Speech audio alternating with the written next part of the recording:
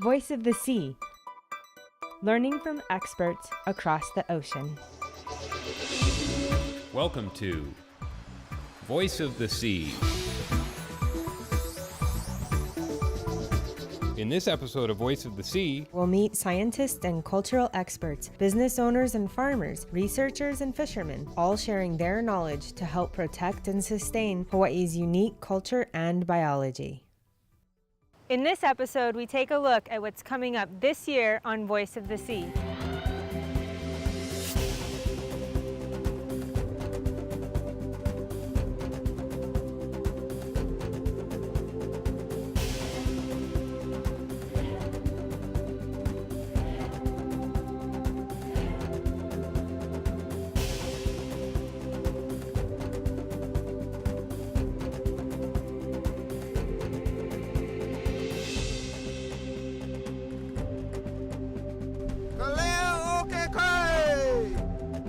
Cultural experts Kimo Keo Kapahu Lehua and Joylyn Paman share their knowledge about the important legacy of fish ponds in Hawaii. This fish pond was built in the year 1600. Where that end of the wall is, you see the gap? That's going to be the gate where the waveways go like that. So our wall is like 1,100 feet long. And the gate is called Makaha. Maka means eye of the sea. Ha is the breadth of the ocean. Our fish pond, it is a resource for marine organisms and for the marine environment. But from a cultural standpoint, it's a great way for us to reconnect with our culture. Our goal by the end of the 2 or 3 hours that our volunteers are with us is to have them gain a better appreciation of our Hawaiian culture so that the culture can continue to be perpetuated. We do everything with the moon. We're going to just take when we want to take. The moon will tell us when the thing has got babies, when not to take and what to take. Every moon phase is different from different side of the island. So I might be able to harvest, but the person in Hana might not. It's not going to be the same for the whole island. So the design of all Hawaiian fish ponds, where they place their gates, how close they place the fish pond to the streams, was actually all tied into the lunar cycle, because ultimately, knowing and understanding when the moon was going to be full and when the moon was going to be new was very important to knowing when you can eat, when you can harvest the fish. We have 3 other ponds. We have 4 more ponds. We have a bigger pond down there, 33 acres underwater, like this. So we have enough work here for the next 100 years for our kids. Sustainability is being maka'ala, being a smart person and knowing the resources you have. And if you could reach your ideal goal, what would it be? My ideal goal would be to have the fish pond wall completely restored, filled with fish, and be able to provide it for the community, but at the same time use the fish pond as a learning environment for our youth so that they can understand how remarkable our ancestors were as aquaculture farmers and how smart they were, and to try to use that knowledge for the future. Just the local I'a wall alone will signify this is not the place to stop and make trouble. It's the place to come in with great aloha, because I have the best gift for you. I have fresh fish waiting for you. Aloha, yeah? Listen to the voices of the sea, listen to the voices of the land, and listen to the voices of the heaven. They have a message for us.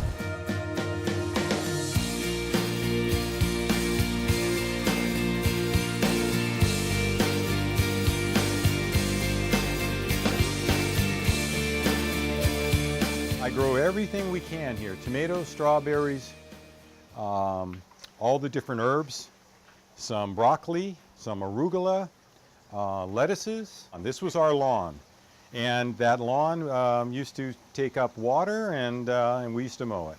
And now it feeds us. So Tony, why did you start this project? I mean, why did you turn your front yard into an aquaponics system? Yes. Well, I initially started with my wind turbines and my wind turbine design. And what they were is a way to produce your own power in a residential setting. A lot of people, they think they can't do it. Here we have a lot of salt, so solar is not as easy to accommodate here. And so I looked into doing wind turbines. And once I did that, the wind turbines took me to people who needed remote power. And I started seeing they had these little systems here and there. I go, I could do that. And how the system works is you have your fish down here, and this is about 1,200 gallon of water. And this water, they do their business in the water, and then that water gets transferred up through these filters that I've made. This is much like a oil filter on a car, and it takes the solids out of the water. Once the water's been cleaned of the solids, it goes into these bioreactors here that then transfer the water along. It rains down onto river rock, and it transfers the water along the green canals and goes into the manifold at the end. Then initially comes through the strawberries, and these knuckles here regulate the water level in these tubes, and then the water comes into here and fills them up. And so there's no dirt in this system, and it's just the roots. Oh, wow. And so the root takes up all the nutrients. Wind turbines. I built these to harness the wind here, and we have plenty of it. And did you talk to people along the way or No. read about? No. No, this is all my own designs. Yeah, I don't want to be polluted by somebody else's failure. Because if somebody had a really good one, we'd all be buying them right now. So no, I pretty much, I go on my own designs. The problem with globalization and all this kind of stuff is that we're getting our bananas from Ecuador and we grow them here in Maui. It's crazy. And how can that possibly be cost effective or even intelligent? And so if we can grow our own food here, and the average person can do it without backbreaking labor, I spend 5 minutes out there a day. It's not a big deal. So if we can get people interested, and I ask as many people as, who want to walk through it, and I'll take time to explain it to them because I think it's important that they can do it.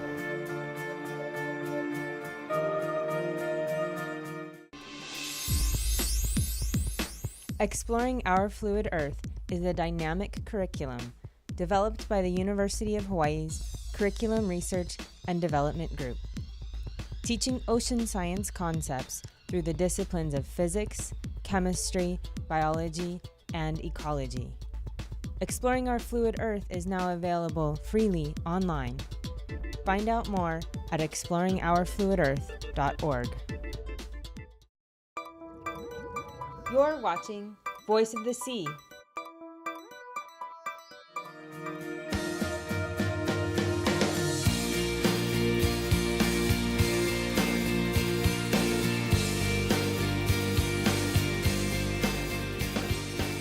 The dunes themselves are very important because they do a couple of things.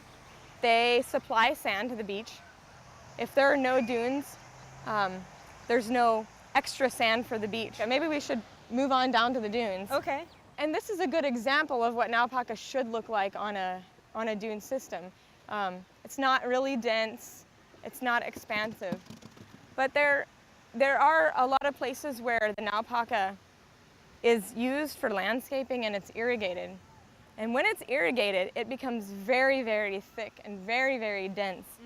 And that actually works against the beach because it doesn't allow the sand to naturally build up into the mounds that ultimately form sand dunes. It almost behaves something like a seawall, which impounds the sand and doesn't allow it to, the dune to develop. You can see the posts and ropes here along this dune line. And the reason this post and rope here is because we have some active dune restoration going on. Sand is actually really interesting. Generally, if you're in a wave environment, especially with really big waves, you have coarser sands. So big waves equate to coarser sands. And that's because big waves carry away the finer grain sands. They get suspended in the water and get carried off. And only the coarser grains remain. And then the fine grains get blown by the wind up into the dunes. And that's what begins the creation of a dune system. There's not a whole lot of modern sand being made. So a lot of the sand that exists on beaches may be more than like 1,000, maybe even up to 4,000 and 5,000 years old. Wow. Really? That's really true. So when you think about it, that has big implications because there's a thin ribbon of sand around all our islands. And if a lot of it's very old and there's not a lot of new sand being produced, that means that once we lose what we have, it may be gone. So we have to really protect our beaches and protect the sand. Basically, when you build things like seawalls and revetments, you impound the sand behind it and you prevent the sand from becoming part of the active beach system and resupplying the beach with sand when it needs it. Another thing that humans have done is mine beaches. And that has actually happened a lot here on the North Shore. That's where we actually take the sand from one beach and we move it somewhere to another beach. So that's one thing, humans. The second thing are waves and currents. And the third thing that causes erosion is sea level rise. We're in a period of sea level rise globally, and Hawaii is not immune to that. So here on the North Shore, we have all three of those things happening. This existing wall that we're looking at right here probably wasn't intended to be a seawall, actually. Probably it was more like a landscaping feature, a retaining wall. Certainly the tennis court wasn't this close to the shoreline when it was put here. So you can definitely see evidence of beach erosion, and now part of this development is much closer to the shoreline than anybody would have probably desired for it to be. A lot of the seawalls along this particular stretch of shoreline have been in place for a long time, and what you'll notice is that in front of the seawalls there's no beach. There's no beach. That's what I've learned from listening to you guys over the years, and is that every time they build a seawall like this, the beach goes away. And then if you look next door where there's no seawalls, there's a beautiful beach. Right. You can protect the development or you can protect the beach, but you really can't protect both in some cases, and that's the unfortunate thing. Because when properties are threatened, you know, these are people's lives and their homes, and it becomes a very I don't know, for the regulators it becomes a very difficult decision moment. You know, what do you do? Right. Do you protect the development or do you protect the beach?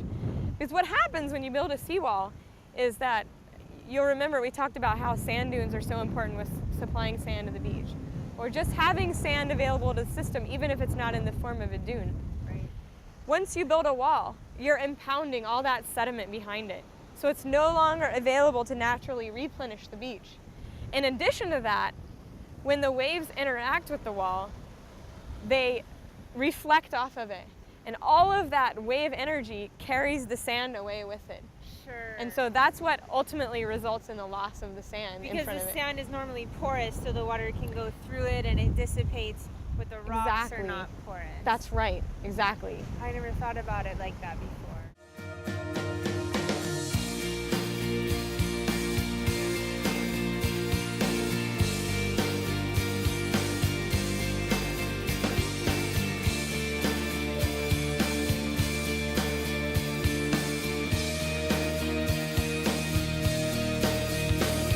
Inside here, what we have is different types of algae. So what this is for, this is pretty much how we get our oysters to keep growing. You know, this is their food, and you know, start from the bottom. Growing the algae important, and feeding them is important. This algae growing area is probably one of the most important things about your operation. Definitely. If I'm not sure if you've seen already, but there's a lot of algae bags outside, and just big, different colored bags of algae, and pretty much that's, you know, if we don't have that, you know, the oysters don't eat, and everyone's got to eat. So yeah. This is the basis of everything we do. Why is that? Well, because almost all our animals depend on algae as a food. And even fish that eat things like rotifers and copepods, well, the rotifers and copepods have to have algae as their food. And rotifers and copepods are microscopic planktonic organisms. They're microscopic planktonic organisms that we grow and then we feed to fish, larval fish, and other aquaculture organisms. So it's like raising cattle. You know, you're really growing the grass to feed the cattle. And in aquaculture, you're really growing the algae to feed the oysters and the fish. Algae culture is a really important skill to learn if you want to work in aquaculture or marine science. And these days, if you want to work in bioenergy, because as you know, they're making biofuels out of algae. So having a basic understanding of how to select strains of algae, how to grow the algae, and how to process is really important. And right now, if you're an algae culture technician, that's actually a very hot job. Let me show you some oyster spat. Oyster spat. Oyster spat are just juvenile oysters. And these bags that you see, if you can see these really tiny oysters, this is just window screen that we use a bag sealer on to make little bags. It's really cheap. And after they've gone through metamorphosis, in other words, they turn from a swimming larvae into a sedentary animal, this is what they look like. And so we'll grow them up in here till they're between 2 and 5 millimeters. And then some of these go to oyster farmers in Washington. And some of these go to the fish ponds to do oyster work in the fish ponds. Can you give me any sense of scale, like how many numbers of oysters one of those bags would produce, or how many pounds of oysters we could get out of it? In some of those bags, we sometimes have up to 50,000 oysters. Oh my goodness. Yeah, so there's a lot of oysters. I mean, they're all very small. They're all about that big. But, I mean, if you put them out in the ocean, you know, you come back 3 years later, and those oysters are going to have grown to, you know, take up almost this entire size of this whole pond right here. So they'll go from being in a pouch that small to covering like a tideland about the size of this tank. It's really kind of amazing just to see it go from so small to you see it on a microscope to seeing it just all out there and able to feed people. So here's some of the oysters you can see swimming around. These ones we put in here yesterday. They're right there. They look like those little grains of sand. Those are millions of little baby oysters. Wow. And these are about a month old. These ones are about a month old. Yeah, they were in those blue tanks for about a month, and then we put them in here when they're ready. And so they swim around for a little bit until they figure out that they want to go to the bottom, which is in usually a couple days before all of them find a home.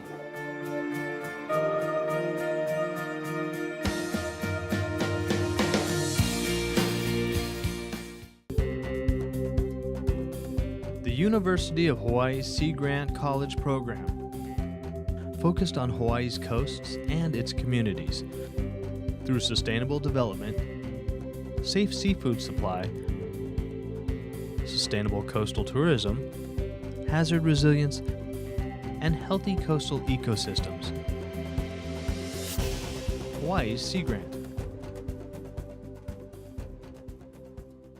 Voice of the Sea, learning from experts across the ocean. Kanisa visits the scientific research vessel Tara as it docks in Honolulu to change crew.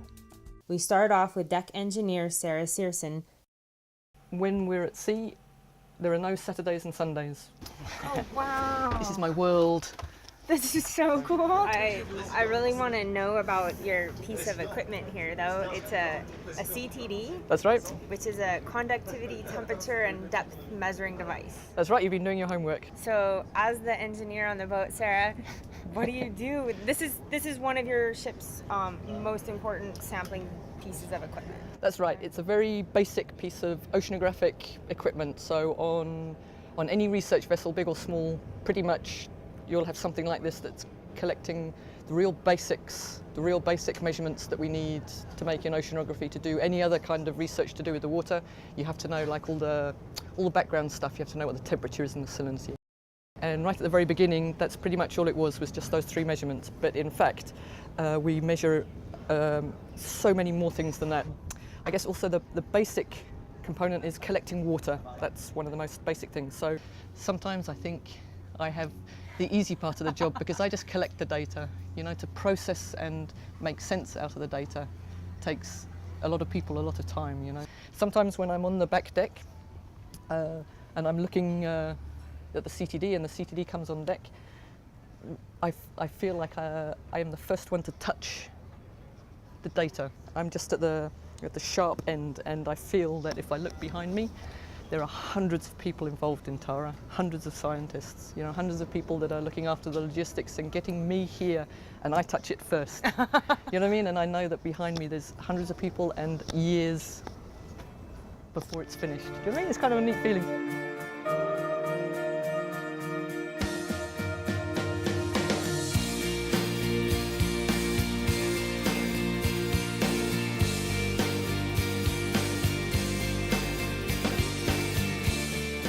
Okay, Matt, so we're about to head out onto these lava fields, and you made me put on these gloves.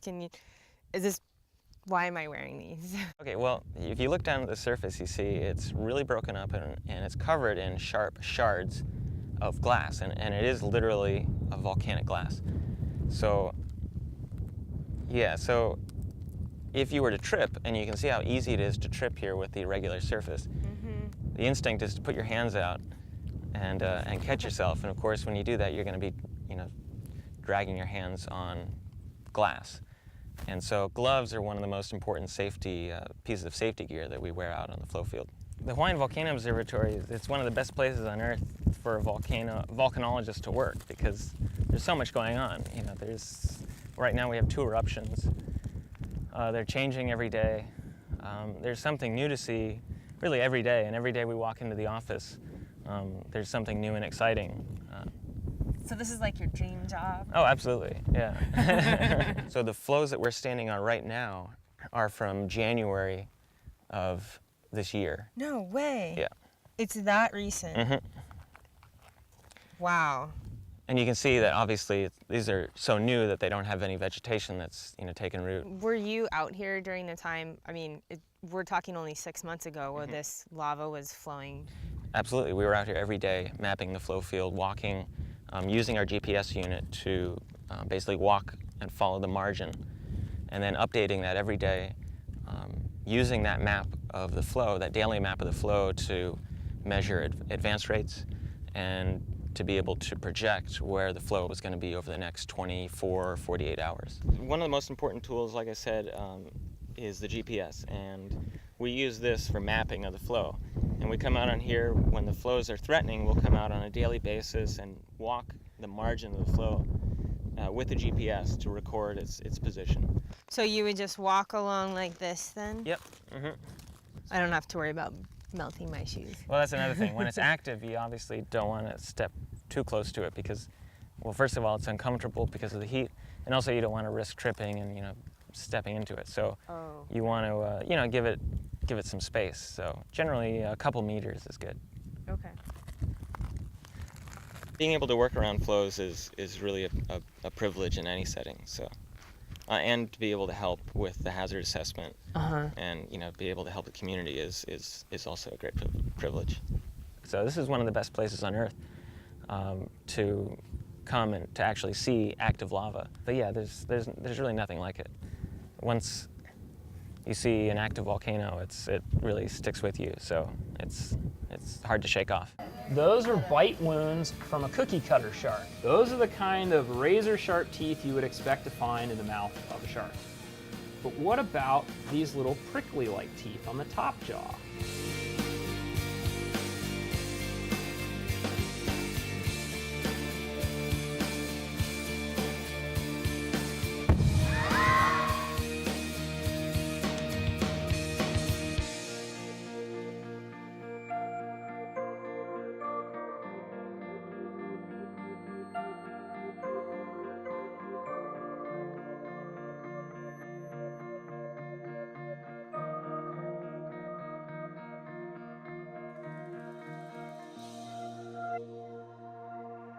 Turn your love of the ocean into a lifelong career.